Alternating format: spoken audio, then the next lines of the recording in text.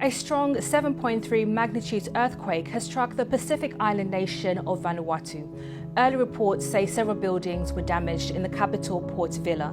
Among them, a structure housing the American, UK, French and New Zealand embassies. This drone footage, filmed by a local journalist in Vanuatu, also shows the aftermath of a landslide near the international shipping terminal. Well, we can now speak to that journalist, McGarry, who lives in Port Vila. Thank you for taking the time to talk to us. Just first of all, tell us, what was your experience when the quake struck, and what have you seen when you've been out and about? It was